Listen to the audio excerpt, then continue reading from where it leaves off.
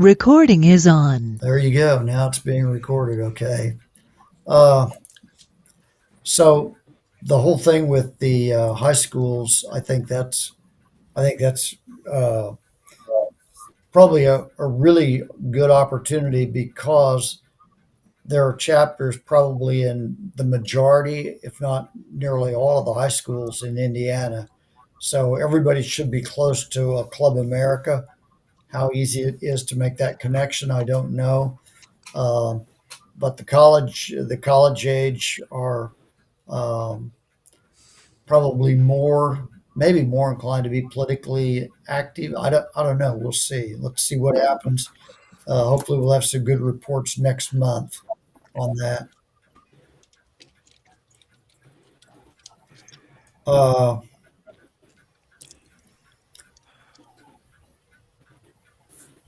any other thoughts about how we can, um, make more connections with more people? Well, in Fort Wayne, we're signed up to do the home and garden show as long as I get the volunteers. That's the struggle because it's 4 days. And I don't know if we have enough. How expensive was the booth? Well, the lady I talked to in Fort Wayne, she must know about us or like us because it's $1,275 and she gave it to us free. Yo, Really? But we have to pay to get in and pay for parking. So we didn't get any passes for volunteers, but we'll see. Like I said, I don't know. I'm getting stretched here for volunteers. Lisa, how many people do you think you need? I need 14 if everybody does one slot, 7 to 8 if everybody does 2 slots. How many hours is a slot? 4, depending on the day, 4 to 6. Okay. So, I mean, when we do 3-day events, we barely make it, and this is a 4th day. So, Right. and I think I have one out for surgery that is someone that volunteers a lot. So, What's your date, Lisa? it's February 26th through March 1st. Oh,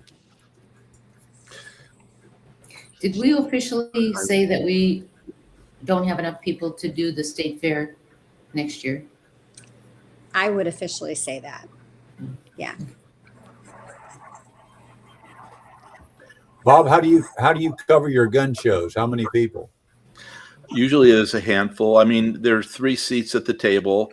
I'm always there full time both days, and then I have a few other people who are generally able to help out, fill in, and let me go get lunch, etc. We did kind of have mixed feelings about it, and I know Thomas, you had discussed this issue before. We kind of don't want people who don't know anything, like neophytes there answering questions. And so I've kind of limited it to people that I have confidence in, even if they don't have a formal role, but people who are at least I have confidence that have done enough reading and know enough to be a good representative. So I have a handful of people, one of whom is in Florida, though, for the winter, but I usually can get 2 or 3 reliable people to help me out. And usually that's enough for a 2-day event. I haven't sent out blast emails, and maybe because, like, for example, we had one fella show up at one of our events because I had sent it out in a blast email. And this guy literally was wacko. He's a dude who signed the petition, but he definitely had psychological issues. And we tried very politely to say, thank you, and indicate to him. He showed up without having signed up ahead of time. And we were able to get him to leave, but he was not a positive. He was a net negative. So I've got a little bit of mixed feelings about sending out invitations for these events as a blast. I don't know. I mean, we're going to do that for the Surge Day, but I don't know. it's a mixed bag. There's a certain amount of risk to doing it as a blast for an event, but since I only really need 2 or 3 people, I just kind of stick with the ones that I rely on. Okay. So Yeah, that sounds like hopefully a that's reasonable strategy. It's definitely tougher when you have a multi-day event, especially when it has long right. hours involved, because it just you know, it's a challenge to get the people you need. Usually gun shows, 4 to 6 people is what we've done for a couple day gun show, but when you're going 4 days, it's raises the Yeah. bar. Lisa, how have you tried to get the volunteers so far? Well, so far I've just used all my district captains in the area, and I just keep encouraging them to invite friends and family to join us. Okay. Because I think sometimes if you have a good friend that's interested in what you're doing, you can talk them into joining you. And then that brings another person. And I'm still waiting to see the fruits of that. I just keep encouraging them. Let's keep inviting. Let's keep going. We did have, I'm sorry, my dog's barking. He's struggling. All my kids went back to college, so he's lonely today. I thought we had maybe 18 new people say they were interested at our last big event in the fall that we did, but I haven't seen anything from any of that yet. So I don't know if they just checked the box to check the box, and then when someone called them, they ended up not. I'm not sure what happened with that. Okay. Lisa, what capacity when you have friends and family who haven't really been part of COS or educated in COS, but when you get them to come help out at an event like that, what capacity do you use them in? In other words, if alluding to what I just had mentioned, that sometimes people can't really answer questions, No. and how did you use these people who hadn't been part of COS? So the first time we did it was at Grable Days, and we invited them to just come be part of the parade. And they just got to walk, and we all had the shirts on, or red, white, and blue, passed out candy, things like that. As far as working at a booth, I tell them, don't ask them to work the booth. Ask them to come along and sit with you at the booth, and they can go get food or whatever and hang out and just listen. Because they have to go through all the training and, like you said, know what they're talking about before they open their mouth. But, I did that with my husband the whole first year he was in it. And I learned more just by listening and watching everybody that worked the booth. I mean, that was the best training there. So then when I did the videos, I knew and I was ready to go. So I just say, just invite them to come along. Even if they hang out an hour or two, it gets them introduced to it. And you just keep, planting seeds and then get them trained. Maybe it wouldn't be a bad thing to send out the invite as a blast.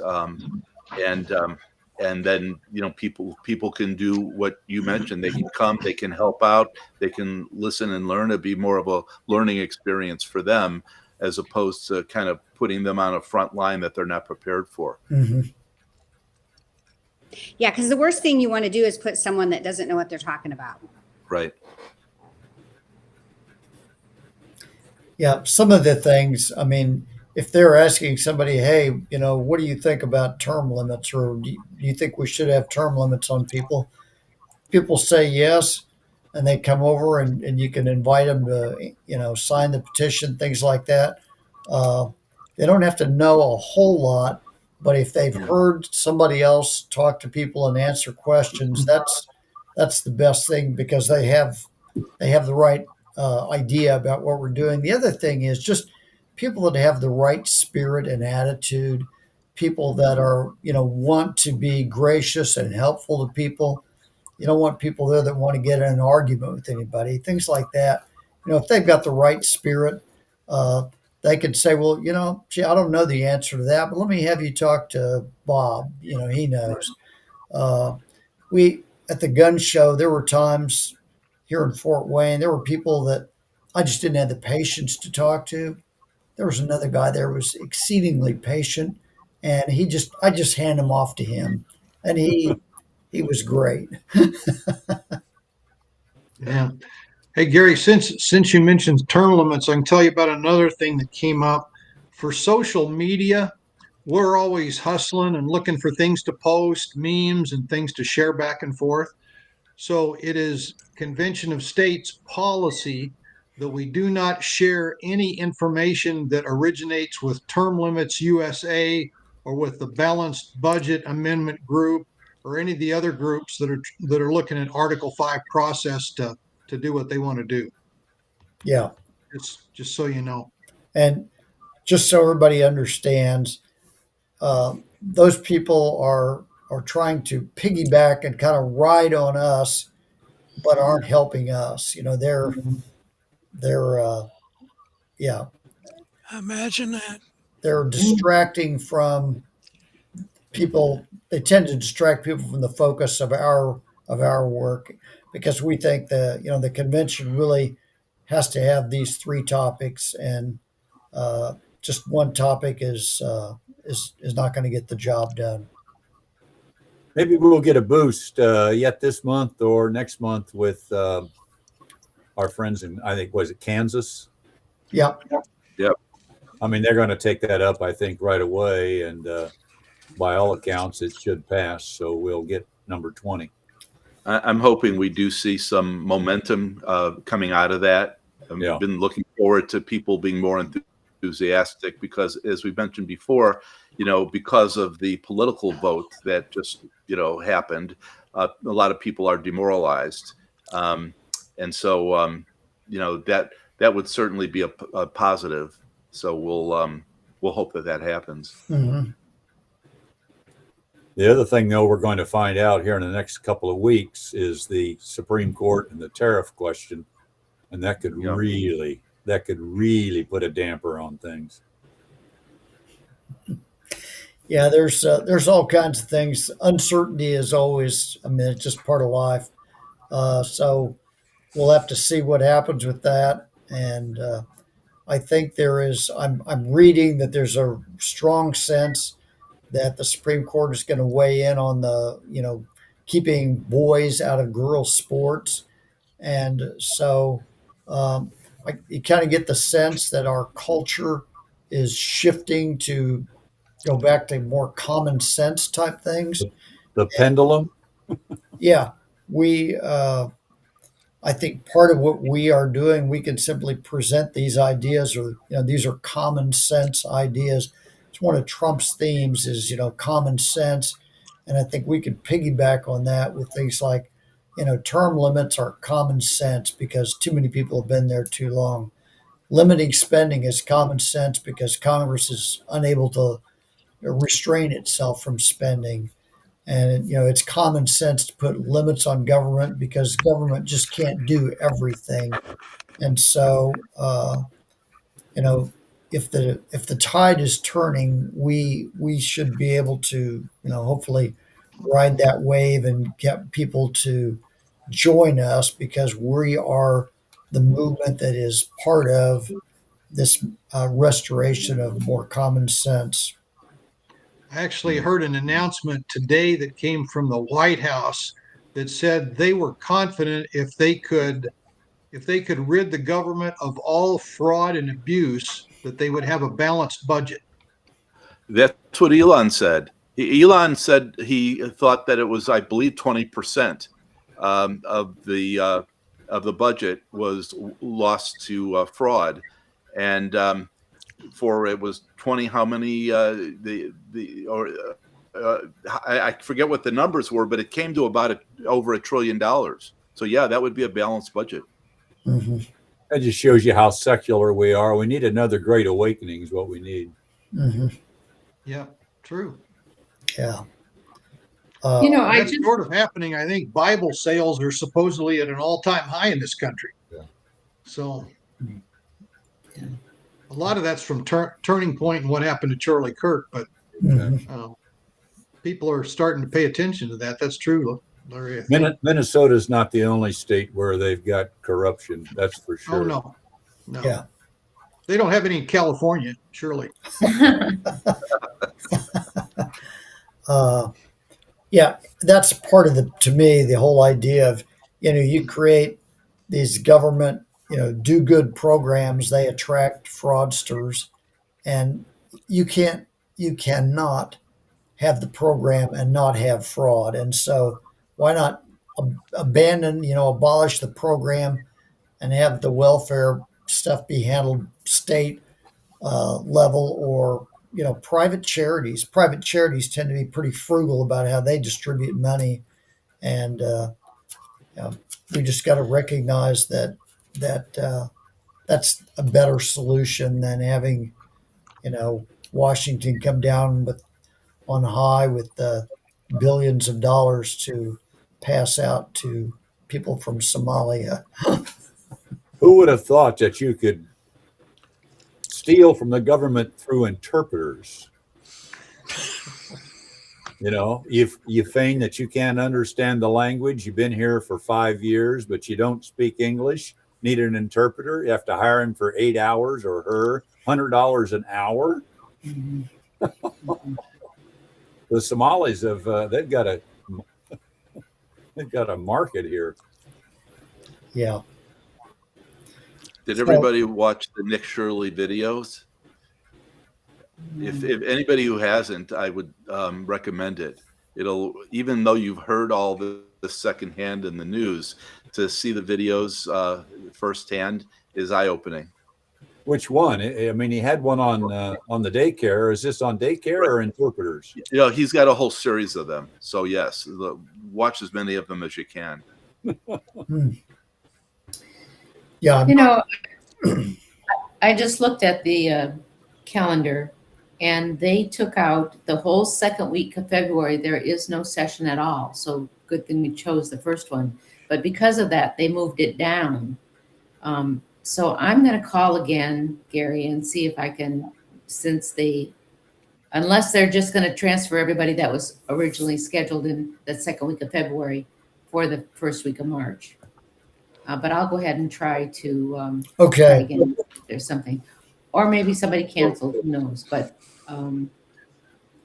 So do we know for a fact they're on February 4th? That's the first week. yes, in February 4th says that they are in session at 1:30. But all the Fridays are no sessions. No sessions any of the Fridays. And the second week of February is totally wiped out and moved down. So Okay.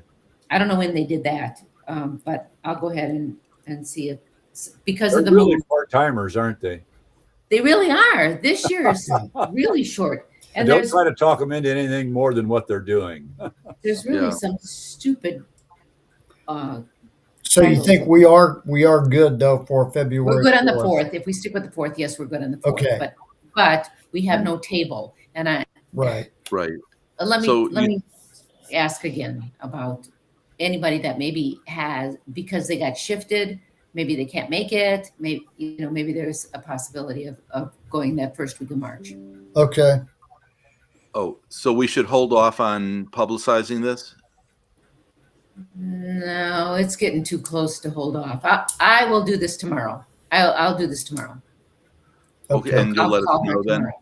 Yeah. Okay. So yeah. So looks like we are at the top of the hour, and an hour from now the grassroots leadership call starts.